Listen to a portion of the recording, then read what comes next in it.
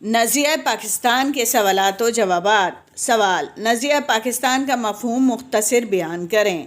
جواب: نظریہ پاکستان سے مراد ایسی اسلامی اور فلاحی مملکت ہے جہاں اسلامی اصولوں کے مطابق زندگی بسر کی جائے، جہاں ملی اتحاد و مساوات اور عدل و انصاف ہو، دیانت داری اور رحم دلی ہو، انسانی ہمدردی کا بول بالا ہو اور مسلمان آزادی سے اسلامی اصولوں کے مطابق زندگی بسر کریں۔ سوال: شاہ ولی اللہ کی تحریک کا مقصد کیا تھا؟ جواب: شاہ ولی اللہ کی تحریک کا زمانہ مسلمانوں کی زبوں حالی کا زمانہ تھا۔ تمام غیر مذہبی رسوم و رواج معاشرے میں رائج تھے، جس کی وجہ سے اخلاقی اور سماجی برائیوں نے جنم لیا تھا۔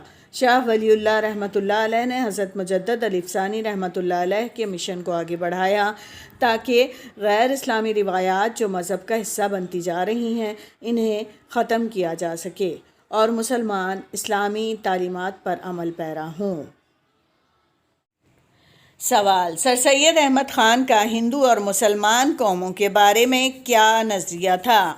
جواب: سر سید احمد خان اس بات سے واقف تھے کہ ہندو اور مسلمان سیاسی طور پر ہم آہنگ نہیں ہو سکتے۔ ان کا مذہب، زبان، تہذیب و تمدن سب جداگانہ ہیں۔ انہوں نے دو قومی نظریے کا اندازہ کرتے ہوئے مسلمانوں کو تعلیم کی طرف راغب کیا اور محمڈن ایجوکیشنل کانفرنس کے قیام کا اعلان کیا۔ سوال: کانگریس کا اصل مقصد کیا تھا اور مسلم لیگ کا قیام کیوں عمل میں آیا؟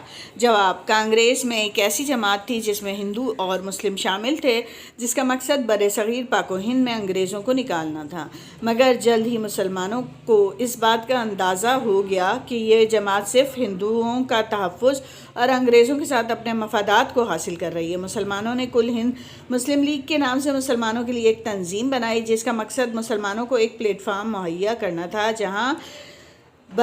جہاں وہ متحد ہو کر پاکستان حاصل کر سکیں۔